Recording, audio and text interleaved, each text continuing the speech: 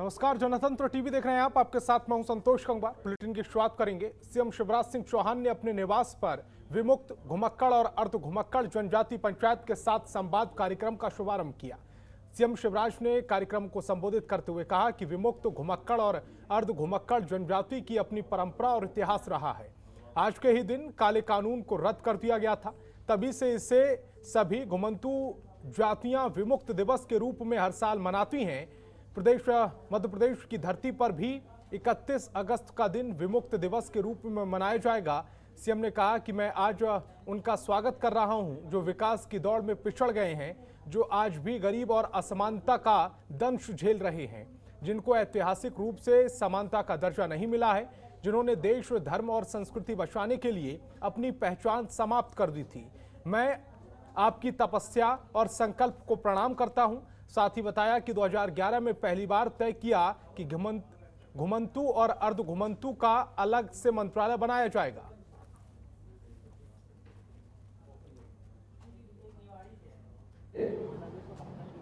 अमृत महोत्सव में आज विमुक्त दिवस विमुक्त घुमक्कड़, अर्ध घुमक्कड़ जनजाति कल्याण के इस पंचायत में हमारे प्रदेश के यशस्वी मुख्यमंत्री, हम सबके नेता, 8 करोड़ जनता जनार्दन की दिलों की धड़कन और गरीबों को मसीहा आदरणीय मुख्यमंत्री जी का मैं इसी विभाग के मंत्री होने के नाते अपनी ओर से सभी प्रदेश के 51 जातियों की ओर से आपका स्वागत। और दीपा श्रीवास्तव मेरी सहयोगी ज्यादा जानकारी के साथ फोन लाइन पर जुड़ गई हैं। दीपा, एक महत्वपूर्ण फैसला शिवराज सरकार की तरफ से। जी, निश्चित तौर पर हम एक महत्वपूर्ण फैसले के रूप में से देख सकते हैं, जहां हमने देखा कि आज भी सीएम शिवराज सिंह चौहान के द्वारा विमुक्त जाति दिवस के अवसर पर एक बैठक का आयोजन किया गया। काजा पंचायत जो है उसे आयोजित किया गया, जहां पर जो अर्ध घुमक्कड़ जनजाति है उनके लिए ये विशेष ये जो बैठक है इसे माना गया। यहाँ पर हमने देखा कि पिछड़ा वर्ग जो अल्पसंख्यक कल्याण वर्ग के मंत्री हैं यानी कि रामखिलावन पटेल जी, वो खुद भी उपस्थित रहे। उनकी उपस्थिति में 51 जाति जो है उनके लोग वहां पर मौजूद है। सभी की मौजूदगी में बैठक का आयोजन किया गया, जहां पर जो योजनाएं हैं उनका किस तरह से निर्माण करना और किस तरह से क्रियान्वयन होगा, इन सभी प्रक्रिया पर जो है चर्चा की गई। और जहां पर हमें देखने को मिला कि जो भी इनके मुख्य उद्देश्य थे उसको किस तरह से मुख्य धारा में लाया जाए और विशेष वर्गों को किस तरह से एक पहचान दिलाने का काम किया जाए, इन सभी विषयों पर सीएम शिवराज सिंह चौहान की अध्यक्षता में बात हुई। जी दीपा, एक सवाल ये उठता है कि अब तक जो घुमक्कड़, अर्ध घुमक्कड़ या विमुक्त जनजातियां हैं, इनको मुख्य धारा से जोड़ने का प्रयास क्यों नहीं किया गया? और दूसरी बड़ी बात ये कि अब तक इनका जो विकास नहीं हुआ है, उसके लिए ऐसी कौन सी परिस्थितियां हैं जो जिम्मेदार मानी जा रही हैं? जी, निश्चित तौर पर ये बात मानी जा सकती है कि काफी लंबे समय से बात की जाए घुमक्कड़ जनजाति की, अर्ध घुमक्कड़ जनजाति की, इनके विकास के लिए किसी भी तरह के कोई कार्य नहीं किए गए हैं। लेकिन किसी भी तरह का कोई अभी तक कहा जाए कि सरकार की ओर से कोई भी इस तरह के बयान सामने नहीं आए कि कुछ ऐसी अवरोधक जिनके कारण ये जो विकास है उस कार्य में रोक लगी हो। हालांकि आज सीएम के द्वारा ये बात साफ कही गई है और की भी गई है कि अब से ये जो पंचायत है इसका आयोजन किया जाएगा, जिसके अंदर विभिन्न वर्गों की जो पंचायत है और जो भी आयोजन है वो सारी चीजें करके विमुक्त घुमक्कड़ और जो अर्ध घुमक्कड़ वर्ग है उन सभी के लिए जो मुख्य धारा है उसमें लाने का काम किया जाए। तो इसकी पूरी जिम्मेदारी जो है वो राज्य मंत्री रामखिलावन पटेल को दी गई है। उनसे साफ तौर पर सीएम के द्वारा कहा गया है कि समय समय पंचायतें की जाए और किसी भी तरह से ये जो जनजातियां हैं सभी को जो मुख्य धारा है उसमें लाने का काम किया जाए। जी दीपा, आपसे ये भी समझना चाह रहे हैं क्योंकि उपचुनाव बहुत नजदीक है और ऐसे में ये माना जा रहा है कि जो विमुक्त दिवस सरकार की तरफ से मनाया जा रहा है उसके पीछे कहीं ना कहीं उपचुनाव में बीजेपी लाभ लेने की नियत से इस तरह का दिवस मना रही है।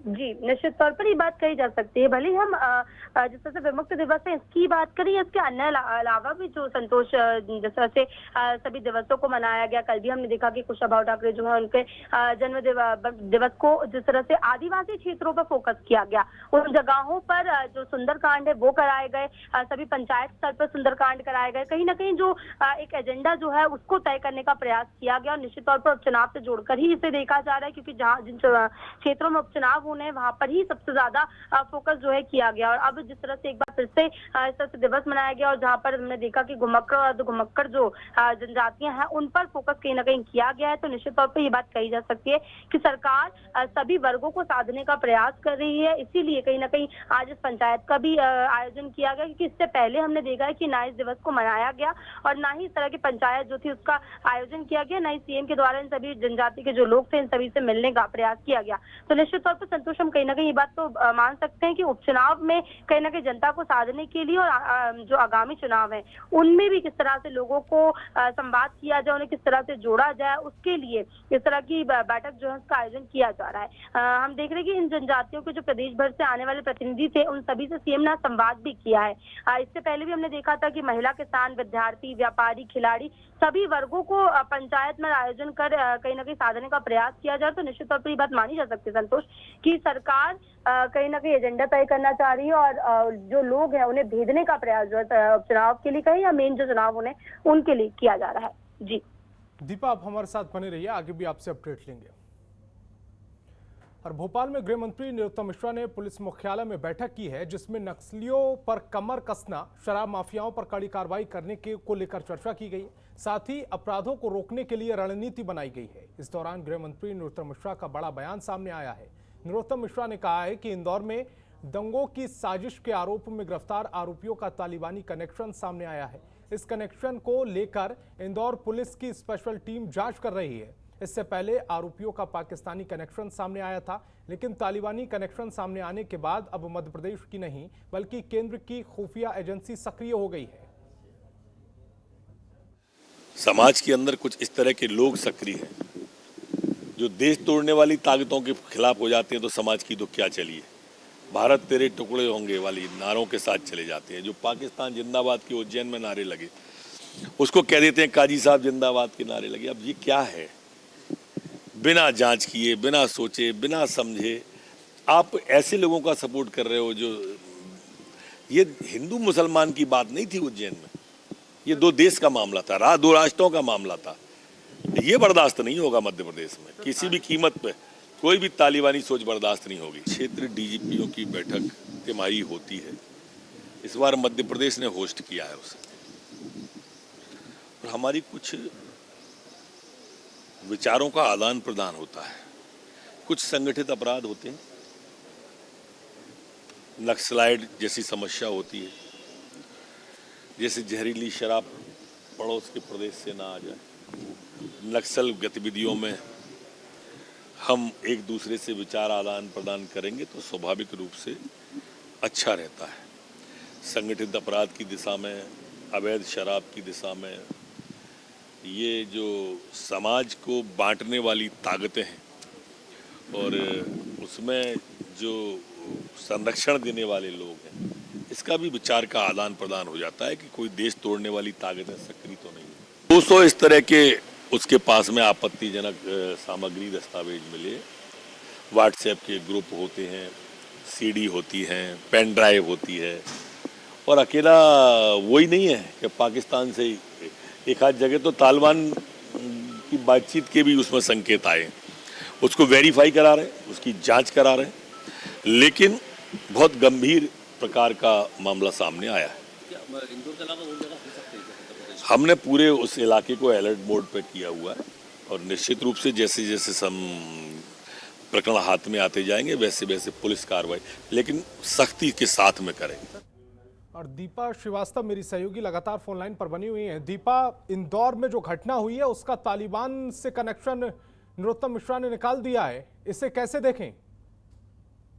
जी, जिस तरह से हम देख रहे हैं कि भले ही हम इंदौर की घटना की बात करें, यहाँ पे जिस तरह से उज्जैन में जो घटना सामने आई थी, इन सभी चीजों को लेकर कहीं ना कहीं जो अपराधी थे उनके फेवर में होती हुई बीजेपी हमें लगातार संतोष देखने को मिल रही है। लगातार हम देख रहे हैं कि इस तरह के बयान सभी मंत्रियों के द्वारा दिए जा रहे हैं, जहाँ हमने देखा कि वीडी शर्मा के द्वारा भी ये बात कही गई थी कि जो भीड़ है उन्होंने मॉब लिंचिंग नहीं की। जो व्यक्ति है जिसके पास अलग से यानी कहा जाए कि जो नकली पासपोर्ट की बात करें या फिर नकली कोई किसी भी तरह के दस्तावेज मिलते हैं तो उनके ऊपर भी कार्रवाई होनी चाहिए और वो भी दोषी है। तो कहीं ना कहीं लगातार बचाव करने का प्रयास बीजेपी के द्वारा किया जा रहा है। इसी कड़ी में आज भी हमें देखने को मिला कि नरोत्तम मिश्रा जो है उन्होंने ये बयान दिया है कि इंदौर में जो घटना घटित हुई है उससे तालिबानी कनेक्शन जो है वो निकलकर सामने आ रहा है। हालांकि इस बात की पुष्टि अभी तक किसी भी तरह की नहीं हो पाई। जब तक पुष्टि नहीं होती है तो ये बात तालिबानी कनेक्शन का जो बयान दिया है नरोत्तम मिश्रा ने, ये कहीं ना कहीं 2022 उपचुनाव में माफ कीजिएगा 2023 उपचुनाव में फायदा पहुंचाने की नियत से तो नहीं हो रहा है?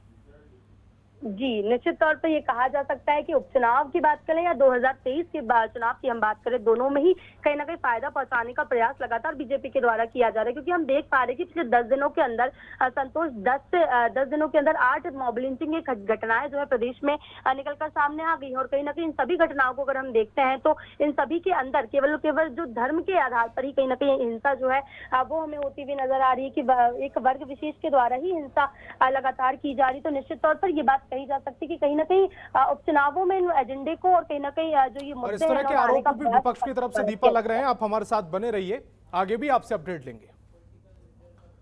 और इंदौर, उज्जैन, हाट पिपलिया में हुई घटनाओं को लेकर भोपाल से विधायक आरिफ मसूद मिंटो हॉल में काले कपड़े पहनकर धरने पर बैठ गए। इस दौरान प्रदेश सरकार और सीएम शिवराज सिंह चौहान के खिलाफ जमकर नारेबाजी की गई और मॉब लिंचिंग करने वालों पर NSA लगाने की मांग की गई है। साथ ही आरिफ मसूद ने कहा है कि लोकतंत्र को खतरे में है, सरकार मरे हुए लोगों पर कार्रवाई करती है, जिंदों को छोड़ देती है। लगातार जिस दिन से इंदौर की घटना हुई उस दिन से मैं सरकार को ये प्रयास कर रहा हूँ कि ये प्रदेश शांति का टापू कहलाता है, उसमें नफरत फैलाने वालों के खिलाफ कार्रवाई होना चाहिए। अगर इंदौर की घटना को गैर जिम्मेदार ढंग से मंत्री बयानबाजी ना करते तो निश्चित रूप से आगे की घटनाएं भी नहीं होती, ना नीमच होती, ना महिदपुर होती, ना हाट पिपलिया होती, ना इंदौर होती, ना देवास होती, ना रीवा होती, ना सतना होती। ये तमाम घटनाएं एक के बाद एक कड़ी देखेंगे तो ये उसी का नतीजा है जो मंत्रियों की बयानबाजी हुई है। आज हम फिर यहाँ पर गांधी जी की प्रतिमा पे इस बात के लिए बैठे हैं, एक सांकेतिक धरना देकर कि शायद मालिक इनको सद्बुद्धि दे और ये प्रदेश में नफरत फैलाना, अराजकता बंद करे। और भोपाल में बीजेपी विधायक रामेश्वर शर्मा ने कांग्रेस विधायक आरिफ मसूद पर बड़ा इल्जाम लगा दिया है। रामेश्वर शर्मा ने कहा है कि कांग्रेस विधायक आरिफ मसूद हिंदू बेटी बेटियों को इस्लाम धर्म कबूल करवाने की और प्रेरणा दे रहे हैं और प्रदर्शन के दौरान कई हिंदू बेटी बेटियों को काले कपड़े पहना दिए। इस तरह के काले कपड़े पहनना इस्लाम की ओर प्रेरित करना गलत है। साथ ही कहा कि वो कभी भी बैठे रहें, कोई फर्क नहीं पड़ता, लेकिन आपसी रंजिशों को मॉब लिंचिंग का नाम ना दिया जाए। तो बाबा साहब के अम्बेडकर के संविधान के तहत जनप्रतिनिधि तो चुन गए, लेकिन वंदे मातरम में वो शरीयत आड़े आ जाती है। या तो शरीयत की मान लो या बाबा साहब अम्बेडकर का संविधान मान लो। अगर वंदे मातरम नहीं गा सकते तो भारत के कानून पर तुम भरोसा भी क्या करोगे, ये तो भगवान ही जाने। और इसलिए मेहरबानी करके मध्य प्रदेश शांति का टापू है, अपराधियों पर सजा देंगे, अपराधियों पर। और दीपा शर्मा मेरी सहयोगी लगातार फोन लाइन पर बनी हुई है। दीपा, रामेश्वर शर्मा का ये बयान सुन लिया, बीजेपी के तमाम नेताओं का आप बयान सुन चुकी हैं। मॉब लिंचिंग की घटनाओं को क्यों एक धर्म के साथ जोड़ने की कोशिश की जा रही है मध्य प्रदेश में? तो सही है, कहीं ना कहीं संतोष हमें देखने को मिल रहा है कि लगातार बीजेपी के नेता जो हैं वो इस तरह के बयान देते हुए नजर आ रहे हैं। और कहीं ना कहीं ये बात कही जा सकती है कि यही एक बड़ा कारण है कि जो घटनाएं हैं वो लगातार हमें बढ़ती हुई दिख रही हैं। क्योंकि हमने देखा कि जब पहली घटना इंदौर में घटित हुई थी तो उसी समय यदि जो दोषी थे उनके ऊपर कार्रवाई की जाती और यदि उस व्यक्ति को मतलब कहीं ना कहीं उस व्यक्ति के ऊपर फ्रॉड का केस बनना चाहिए, जो कि बनना चाहिए था, लेकिन उस व्यक्ति के ऊपर कहीं ना कहीं पूरी तरीके से पूरी बात को मर दिया गया। जिसके बाद हमें लगातार देखने को मिल रहा है कि पिछले 10 दिनों के अंदर तकरीबन 8 से ज्यादा घटनाएं जो है संतोष वो सामने आ चुकी हैं।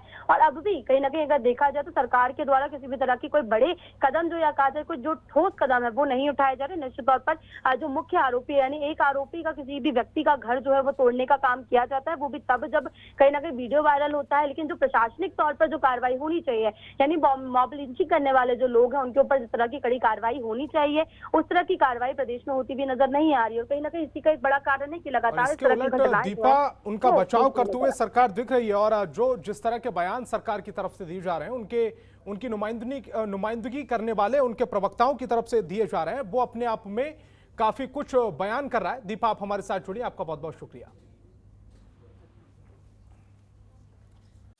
खबरों के निष्पक्ष विश्लेषण के लिए सब्सक्राइब करें Jantantra TV and press the bell icon. Never miss any update.